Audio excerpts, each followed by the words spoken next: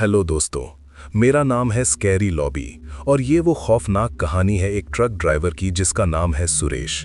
तो चलो अब इस कहानी को मैं उसी की जुबानी सुनाता हूँ। उस रात अगर मैंने वो रास्ता नहीं लिया होता तो शायद आज मैं जिंदा नहीं होता, या शायद जो मेरे साथ हुआ वो किसी और के साथ हो रहा होता। मेरा नाम सुरेश है। मैं पिछले 12 साल से ट्रक चला रहा हूँ। रात के अंधेरे रास्ते, सुनसान हाईवेज और जंगल के बीच से गुजरना मेरी आदत बन चुकी थी। लेकिन एक रात ऐसी आई जिसने मेरी पूरी जिंदगी बदल दी। वो दिसंबर की ठंडी रात थी। हवा में अजीब सी सरसर आवाज थी और मैं राजस्थान से दिल्ली की तरफ सामान ले जा रहा था। रात के करीब 2 बजे थे। हाईवे बिल्कुल खाली पड़ा था। सिर्फ मेरे ट्रक की हेडलाइट्स अंधेरे को चीर रही थीं। रेडियो भी उस रात ठीक से काम नहीं कर रहा था। कभी आवाज आती, कभी बंद हो जाता, और जब आती तो अजीब सी खराश भरी आवाज, जैसे कोई सिग्नल डिस्टर्ब कर रहा हो। मैं नॉर्मली रात में ड्राइव करते वक्त गाने सुनता हूं या किसी से फोन पे बात करता हूं, लेकिन उस रात नेटवर्क भी बिल्कुल डेड था। तभी मुझे आगे कुछ दिखा। दूर रोड के बीच में एक औरत खड़ी थी, सफेद साड़ी में। उसके बाल उसके चेहरे पे बिखरे हुए थे, और सबसे अजीब बात, वो हिली तक नहीं। मैंने तुरंत ब्रेक लगाया। ट्रक धीरे धीरे रुक गया। मेरा दिल जोर जोर से धड़क रहा था। मध्यम रात में कोई यहाँ क्या कर रहा है, मैंने सोचा। मैंने हॉर्न बजाया, 1 बार, 2 बार, 3 बार, लेकिन वो औरत हिली तक नहीं। फिर धीरे धीरे उसने अपना सर उठाया और सीधा मेरी तरफ देखने लगी। उसकी आंखें मैं आज तक नहीं भूल पाया। पूरा सफेद, ना कोई प्यूपिल, ना कोई रंग, सिर्फ सफेदी। मेरी रीढ़ की हड्डी में ठंड उतर गई। मैंने तुरंत ट्रक रिवर्स करने की सोची, लेकिन जैसे ही मैंने गियर चेंज किया, ट्रक बंद हो गया। इंजन खुद ही ऑफ हो गया। ये क्या बकवास है? मैंने घबराकर इग्निशन दोबारा स्टार्ट करने की कोशिश की, लेकिन ट्रक स्टार्ट नहीं हो रहा था। तभी ठक ठक ठक, मेरे ट्रक के दरवाजे पे किसी ने नॉक किया। मेरा सांस रुक गया। मैंने धीरे से साइड मिरर में देखा। वो औरत अब मेरे बिल्कुल पास खड़ी थी और वो मुस्कुरा रही थी, लेकिन वो नॉर्मल मुस्कान नहीं थी। उसका मुंह धीरे धीरे कान तक फैल रहा था, जैसे कोई इंसान नहीं, कोई और चीज हो। मैंने डर के मारे आंखें बंद कर ली और जोर जोर से हनुमान चालीसा याद करने लगा। तभी अचानक इंजन अपने आप स्टार्ट हो गया। मैंने बिना कुछ सोचे एक्सीलरेटर दबा दिया। ट्रक सीधा आगे बढ़ गया और मैं पीछे मुड़कर देखने की हिम्मत नहीं कर पाया। कुछ 10-15 मिनट तक मैं बस ड्राइव करता रहा, लेकिन फिर मुझे एक अजीब बात महसूस हुई। ट्रक के अंदर टेम्परेचर अचानक बहुत ठंडा हो गया, जैसे किसी ने एसी फुल कर दिया हो, लेकिन मेरा ट्रक में एसी ही नहीं था। मैंने धीरे से रियर व्यू मिरर में देखा, और जो मैंने देखा उसने मेरी रूह कांप दी। वो औरत मेरे ट्रक के पीछे वाली सीट पे बैठी थी। उसके बाल अब भी चेहरे पे थे और वो धीरे धीरे अपना सर झुकाकर मुझे देख रही थी। मेरा स्टीयरिंग पे कंट्रोल हिल गया। ट्रक थोड़ा जिगजैग होने लगा। मैंने डर के मारे ब्रेक लगाया और चीख पड़ा, तू कौन है? क्या चाहती है मुझसे? कुछ सेकंड्स तक साइलेंस रहा। फिर उसने धीरे से अपना सर उठाया और एक ऐसी आवाज में बोली जो ना इंसान की थी ना जानवर की, तू रुक क्यों गया था? मेरा गला सूख गया। मैंने हिचकिचाते हुए कहा, मैं तो बस मदद करने। उसने जोर से हंसी, एक ऐसी हंसी जो सीधा दिमाग के अंदर गूंजती है। मदद या क्यूरियोसिटी? मैंने तुरंत डोर खोलने की कोशिश की, लेकिन डोर जैम हो गया था।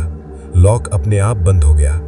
फिर वो धीरे धीरे मेरे करीब आने लगी, सीट के ऊपर से रेंगती हुई, जैसे कोई इंसान नहीं, कोई मकड़ी हो।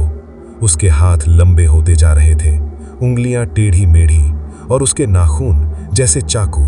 मैंने आंखें बंद कर लीं और जोर से एक्सीलरेटर दबा दिया। ट्रक झटके से आगे बढ़ा और अचानक एक जोर का टक्कर लगा, जैसे किसी चीज से टकरा गया हो। मैं बेहोश हो गया। जब मेरी आंख खुली, सुबह हो चुकी थी और मेरा ट्रक रोड के साइड में खड़ा था। आसपास लोग जमा थे। कोई मुझे हिला रहा था। क्या हुआ भाई, ठीक हो? मैं हाँप रहा था। मैंने तुरंत पीछे मुड़कर देखा। वहां कोई नहीं था। सब कुछ नॉर्मल लग रहा था, लेकिन सीट पर गीली मिट्टी के निशान थे और कुछ लंबी तीखी उंगलियों के स्क्रैच मार्क्स। मेरी रीढ़ की हड्डी फिर से ठंड दौड़ गई। लोग कह रहे थे कि मैं शायद नींद में ट्रक साइड में ले आया और बेहोश हो गया, लेकिन मैं जानता था कल रात जो हुआ वो सपना नहीं था और ये सब यहीं खत्म नहीं होने वाला था, क्योंकि उस रात के बाद जब भी मैं ट्रक चलाता मुझे रियर व्यू मिरर में कभी कभी वही सफेद आंखें वाली औरत दिखने लगी। और एक रात उसने मुझे वापस बुलाया, उसी रास्ते पर जहां से ये सब शुरू हुआ था। उस दिन के बाद मैं अंदर से बदल चुका था। मैं बाहर से भले ही नॉर्मल बिहेव कर रहा था, लेकिन अंदर से मैं हर वक्त डरा हुआ रहता था। मैंने कई बार सोचा कि उस रास्ते पर फिर कभी नहीं जाऊंगा, लेकिन ट्रक ड्राइवर की जिंदगी में चॉइस कम होती है और मजबूरी ज्यादा। करीब 4 दिन बाद फिर वही रूट मिला, वही राजस्थान से दिल्ली वाला हाईवे। दिल में डर था, लेकिन काम भी जरूरी था। मैंने खुद को समझाया, जो हुआ वो बस एक हादसा था, शायद हेलुसिनेशन, लेकिन दिल मानने को तैयार नहीं था। उस रात मैंने जानबूझकर म्यूजिक तेज कर लिया ताकि दिमाग कहीं और लगा रहे। लेकिन जैसे ही मैं उसी स्ट्रेच के पास पहुंचा जहां वो औरत दिखी थी, रेडियो अपने आप बंद हो गया। ट्रक की हेडलाइट्स हल्की फ्लिकर करने लगी और फिर एकदम सन्नाटा। न हवा की आवाज, न इंजन की, बस एक अजीब सा दबाव, जैसे कोई मुझे देख रहा हो। मैंने स्पीड बढ़ा दी, बस इस जगह को जल्दी क्रॉस कर लेता हूं, मैंने खुद से कहा। लेकिन तभी रोड के किनारे एक छोटा सा ढाबा दिखा जहां एक बूढ़ा आदमी खड़ा था। उसने हाथ देकर मुझे रुकने का इशारा किया। पहले तो मैंने इग्नोर करने का सोचा, लेकिन पता नहीं क्यों मेरे पैर अपने आप ब्रेक पर चले गए। ट्रक रुक गया। मैं नीचे उतरा। बूढ़ा आदमी मुझे घूर रहा था। उसकी आंखों में अजीब सा डर था। उसने धीमी आवाज में पूछा, तू उस औरत से मिला है ना? मेरे पैरों तले जमीन खिसक गई। मैंने घबरा कर पूछा, आपको कैसे पता? वो थोड़ा और करीब आया और बोला, इस रास्ते पर जो भी रुकता है वो उससे बच नहीं पाता। मेरी सांसें तेज हो गईं। मैंने पूछा, कौन है वो? बूढ़ा आदमी कुछ पल चुप रहा, फिर बोला, करीब 10 साल पहले इसी रास्ते पर एक हादसा हुआ था। एक ट्रक ड्राइवर ने रात के समय एक औरत को लिफ्ट दी, लेकिन वो औरत इंसान नहीं थी। सुबह उस ड्राइवर की लाश मिली। उसका शरीर सूख चुका था, जैसे किसी ने उसकी जान चूस ली हो। मेरे हाथ कांपने लगे। मैंने धीरे से कहा, लेकिन मैं तो बच गया। बूढ़ा आदमी मेरी आंखों में देखने लगा और बोला, तू बचा नहीं है, वो तुझे छोड़कर नहीं गई, वो बस तुझे तैयार कर रही है। मेरे दिल की धड़कन रुकने जैसी हो गई। तैयार किसके लिए? बूढ़ा आदमी बोला, वो अपनी मौत का बदला चाहती है। जिसने उसे मारा था वो भी एक ट्रक ड्राइवर था, और अब वो हर ड्राइवर में उसी को ढूंढती है, और जब उसे लगता है कि तू वही है, वो तुझे खत्म कर देती है। मेरे दिमाग में सब घूमने लगा, लेकिन मैंने तो कुछ नहीं किया, मैंने लगभग रोते हुए कहा। बूढ़ा आदमी धीरे से मुस्कुराया। उसे सच नहीं चाहिए, उसे सिर्फ बदला चाहिए। इतना कहकर वो पीछे हट गया और बोला, अगर बचना है तो आज रात उस जगह मत रुकना, चाहे कुछ भी हो जाए। मैंने तुरंत सर हिला दिया और जल्दी से ट्रक में बैठ गया। इस बार मैंने ठान लिया था, किसी भी हालत में नहीं रुकूंगा। ट्रक फिर से चल पड़ा। रात और भी गहरी हो चुकी थी। फॉग धीरे धीरे फैलने लगी, विजिबिलिटी कम होती जा रही थी, और फिर वही जगह आ गई जहां मैंने उसे पहली बार देखा था। इस बार रोड बिल्कुल खाली था, कोई नहीं। मैंने राहत की सांस ली, शायद आज कुछ नहीं होगा। लेकिन तभी मेरे कान के पास एक फुसफुसाहट हुई। रुक क्यों नहीं रहा? मेरे पूरे शरीर में करंट दौड़ गया। वो आवाज वही थी। मैंने डर के मारे एक्सेलरेटर और दबा दिया, लेकिन अचानक ट्रक अपने आप स्लो होने लगा, जैसे कोई इनविजिबल फोर्स उसे रोक रही हो। मैंने पूरा जोर लगा दिया, लेकिन ट्रक 20 की स्पीड से ऊपर नहीं जा रहा था। तभी फॉग के बीच वो फिर से दिखी। इस बार रोड के बीच नहीं, बल्कि मेरे ट्रक के ठीक सामने, और इस बार उसका चेहरा साफ दिख रहा था, आधा जला हुआ, आधा सड़ा हुआ, और उसकी आंखों से काला खून बह रहा था। मैं चीख पड़ा, मुझे छोड़ दे, मैंने कुछ नहीं किया। वो धीरे धीरे आगे बढ़ने लगी और फिर अचानक गायब हो गई। मैंने सोचा शायद वो चली गई, लेकिन अगले ही पल मुझे अपने कंधे पर किसी का हाथ महसूस हुआ, ठंडा, बर्फ जैसा। मैंने धीरे से पीछे देखा। वो मेरे बिल्कुल पीछे बैठी थी। इस बार उसका चेहरा मेरे इतना पास था कि उसकी सड़ी हुई सांस मेरी गर्दन पर लग रही थी। वो फुसफुसाई, अब तू भाग नहीं सकता। और अचानक ट्रक का स्टीयरिंग अपने आप घूम गया। ट्रक सड़क से नीचे उतरने लगा। मैंने कंट्रोल करने की कोशिश की, लेकिन कुछ काम नहीं कर रहा था। ब्रेक फेल, स्टीयरिंग लॉक, सब खत्म। ट्रक सीधे खाई की तरफ जा रहा था और वो औरत हंस रही थी, एक डरावनी गूंजती हुई हंसी। मैंने आखिरी बार आंखें बंद की और भगवान को याद किया। लेकिन तभी अचानक ट्रक रुक गया। जोर से झटका लगा। मैंने आंखें खोली।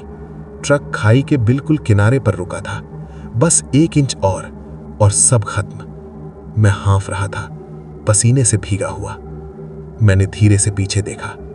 वो गायब थी, लेकिन डैशबोर्ड पर खून से लिखा था, वापस आ। मैं कई मिनट तक वहीं बैठा रहा। मेरे हाथ अभी भी कांप रहे थे। दिल इतनी तेज धड़क रहा था कि ऐसा लग रहा था अभी बाहर आ जाएगा। डैशबोर्ड पर खून से लिखा हुआ वापस आ धीरे धीरे गायब होने लगा, जैसे किसी ने उसे मिटा दिया हो। मैं समझ चुका था यह कोई साधारण चीज नहीं थी और इससे भागना अब शायद नामुमकिन था। किसी तरह मैंने ट्रक को रिवर्स किया और धीरे धीरे वापस रोड पर लाया। उस रात मैं बिना रुके सीधा दिल्ली पहुंच गया, लेकिन अब मेरे अंदर एक ही सवाल घूम रहा था, आखिर वो चाहती क्या है मुझसे। अगले कुछ दिन मैंने ट्रक चलाना ही बंद कर दिया। नींद गायब हो चुकी थी। आंख बंद करता तो वही चेहरा दिखता, वही सड़ी हुई मुस्कान। एक रात करीब 3 बजे मैं अपने कमरे में अकेला था। अचानक मेरे फोन पर एक अननोन नंबर से कॉल आया। मैंने सोचा कोई गलती से कर रहा होगा, लेकिन जैसे ही मैंने कॉल उठाया, दूसरी तरफ कुछ सेकंड तक सिर्फ सन्नाटा रहा। फिर एक धीमी टूटी हुई आवाज आई, वापस आ। मेरा खून जम गया। वो वही आवाज थी। मैंने तुरंत फोन काट दिया, लेकिन उसी वक्त मेरे कमरे की लाइट अपने आप ब्लिंक करने लगी और फिर पूरी तरह बंद। कमरे में अंधेरा छा गया। मेरी सांसें तेज हो गईं।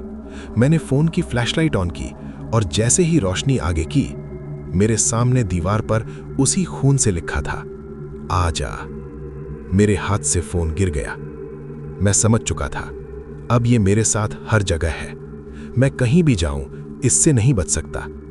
अगली सुबह मैं सीधे उसी ढाबे पर गया जहां वो बूढ़ा मिला था, लेकिन वहां कुछ नहीं था। ना कोई ढाबा, ना कोई आदमी, सिर्फ खाली जमीन, जैसे वहां कभी कुछ था ही नहीं। मेरे पैरों तले जमीन खिसक गई। तभी पास में खड़े एक आदमी ने कहा, क्या ढूंढ रहे हो? मैंने घबराकर पूछा। यहां एक ढाबा था और एक बूढ़ा आदमी। वो आदमी हंसने लगा, भाई यहां पिछले 15 साल से कुछ नहीं है। मेरे दिमाग में जैसे बम फट गया। मतलब जिससे मैं मिला था वो भी इंसान नहीं था। अब मेरे पास एक ही रास्ता बचा था, मुझे वापस जाना ही पड़ेगा, उस जगह पर जहां यह सब शुरू हुआ था। उस रात मैं फिर उसी हाईवे पर था, लेकिन इस बार मैं भाग नहीं रहा था। मैं जानना चाहता था सच। जैसे ही मैं उस जगह पहुंचा, फॉग अपने आप घना होने लगा। ट्रक अपने आप रुक गया। इस बार मैंने ब्रेक नहीं लगाया, ट्रक खुद रुक गया। मैं धीरे से नीचे उतरा। चारों तरफ सन्नाटा था और फिर वो सामने आ गई। इस बार धीरे धीरे चलते हुए। उसकी चाल अब पहले से ज्यादा डरावनी थी, जैसे उसकी हड्डियां टूटी हुई हों। वो मेरे सामने आकर रुक गई।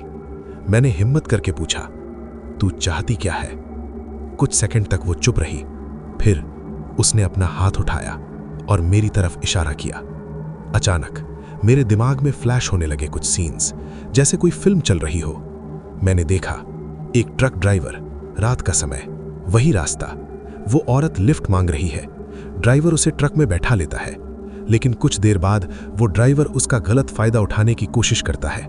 वो चिल्लाती है, रोती है, लेकिन जंगल के बीच कोई सुनने वाला नहीं। फिर वो ड्राइवर उसे चलती ट्रक से धक्का दे देता है और वो सड़क पर गिरकर मर जाती है। मैं हांफने लगा। ये सब देखकर मेरी आंखों में आंसू आ गए। मैं समझ चुका था वो क्या चाहती है। वो धीरे से बोली, न्याय।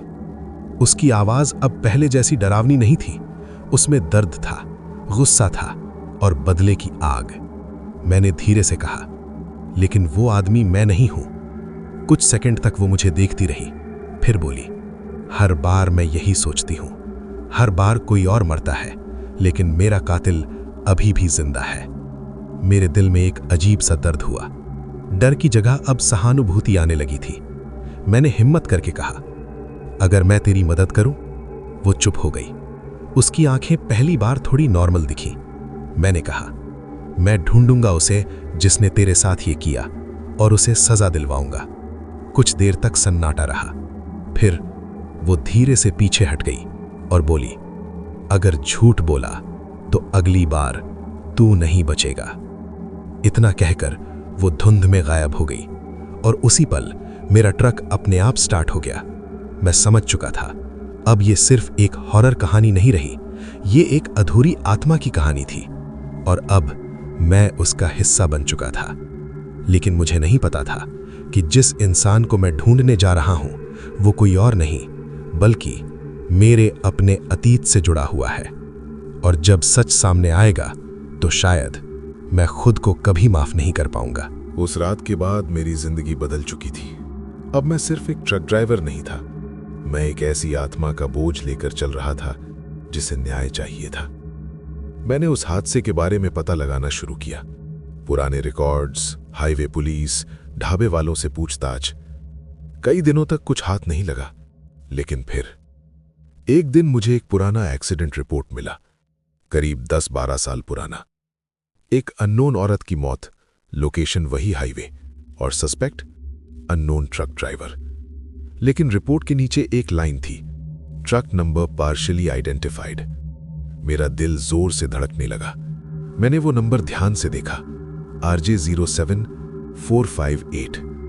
बाकी डिजिट्स मिट चुके थे, लेकिन ये देखकर मेरी सांस रुक गई, क्योंकि मेरा पुराना ट्रक जो मैंने सालों पहले चलाया था उसका नंबर भी RJ07 से ही शुरू होता था।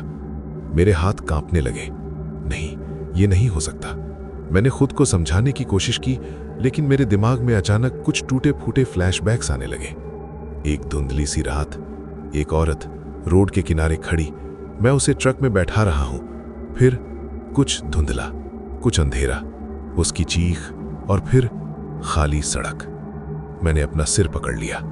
नहीं, ये मैंने नहीं किया। लेकिन यादें धीरे धीरे साफ होने लगी। वो रात मैं नशे में था। मैंने सच में उसे लिफ्ट दी थी और फिर मैंने उसकी बात नहीं सुनी। वो चिल्ला रही थी, मुझसे दूर रहने को कह रही थी, लेकिन मैंने मेरी सांसें रुकने लगी, आंखों से आंसू बहने लगे। हे भगवान, ये मैंने क्या किया? मैं जमीन पर बैठ गया। अब सब साफ था। वो जिस कातिल को ढूंढ रही थी वो कोई और नहीं, मैं खुद था। मैंने उस रात उसकी जिंदगी खत्म कर दी थी और अब वो वापस आई थी मुझे सजा देने। उस रात मैं फिर उसी हाईवे पर गया, इस बार भागने के लिए नहीं बल्कि अपने पाप का सामना करने। फॉग धीरे धीरे फैलने लगी, हवा ठंडी हो गई और फिर वो सामने आ गई। इस बार मैं डरा नहीं, मैंने सिर झुका लिया और कहा, मुझे सब याद आ गया। कुछ सेकंड तक सन्नाटा रहा, फिर वो धीरे धीरे मेरे करीब आई। उसकी आंखों में इस बार गुस्सा नहीं था, बस दर्द था। मैंने रोते हुए कहा, मैं ही हूं वो जिसने तेरे साथ वो सब किया। मुझे सजा दे दे, मैं इसके लायक हूं। हवा और ठंडी हो गई। उसने अपना हाथ उठाया और मेरे चेहरे को छुआ। उसका हाथ बर्फ जैसा ठंडा था। मेरे शरीर में सिहरन दौड़ गई। मैंने आंखें बंद कर ली। मुझे लगा अब सब खत्म, लेकिन कुछ सेकंड बीत गए और कुछ नहीं हुआ। मैंने धीरे से आंखें खोली। वो मुझे देख रही थी। उसकी आंखों से अब खून नहीं, आंसू बह रहे थे। वो धीमी आवाज में बोली, तूने तूने मान लिया? मैंने सिर झुका लिया। हाँ, और मैं इस पाप के साथ जी नहीं सकता। वो कुछ पल चुप रही, फिर बोली, मैंने कई लोगों को मारा, हर बार सोचा वही है, लेकिन तू पहली बार है जिसने सच स्वीकार किया। मेरी आंखों से आंसू बह रहे थे। मैंने कहा, तो अब क्या करेगी तू? कुछ सेकंड तक सन्नाटा रहा, फिर वो धीरे से मुस्कुराई। इस बार उसकी मुस्कान डरावनी नहीं थी, शांत थी, दर्द भरी। वो बोली, सजा तो तुझे मिलेगी। मेरी सांस रुक गई, लेकिन मौत नहीं। मैं हैरान रह गया। वो आगे बोली, तू जिएगा हर दिन, हर रात इस गिल्ट के साथ, और हर उस लड़की की मदद करेगा जो कभी मेरी तरह अकेली हो। यही तेरी सजा है। मेरे आंसू रुक नहीं रहे थे। मैंने सिर झुका दिया, मैं वादा करता हूं। अचानक हवा शांत हो गई, फॉग धीरे धीरे हटने लगा और वो धीरे धीरे गायब होने लगी, जैसे धुएं में बदल रही हो। गायब होने से पहले उसने आखिरी बार कहा, अब मैं मुक्त हूं, और फिर वो पूरी तरह गायब हो गई। उसके जाने के बाद पहली बार उस रास्ते पर सन्नाटा डरावना नहीं लगा, शांत लगा, सुकून भरा। उस दिन के बाद मैंने कभी उस रास्ते से डरकर भागना बंद कर दिया, लेकिन मैं कभी पहले जैसा भी नहीं रहा। मैं आज भी ट्रक चलाता हूं, लेकिन अब मैं हर उस इंसान की मदद करता हूं जो रात में अकेला मिलता है, खास तौर से औरतों की, क्योंकि मैं जानता हूं एक गलती किसी की पूरी जिंदगी खत्म कर सकती है, और कभी कभी वो गलती मरने के बाद भी पीछा नहीं छोड़ती। अगर आज भी तुम उस हाईवे से गुजरोगे तो तुम्हें शायद कुछ अजीब महसूस हो, लेकिन डरना मत, क्योंकि अब वो आत्मा भटकती नहीं, उसे उसका न्याय मिल चुका है। लेकिन कभी कभी रियर व्यू मिरर में मुझे अब भी एक धुंधली सी परछाई दिखती है, जो बस मुझे देखती है और याद दिलाती है कि कुछ कहानियां कभी खत्म नहीं होती।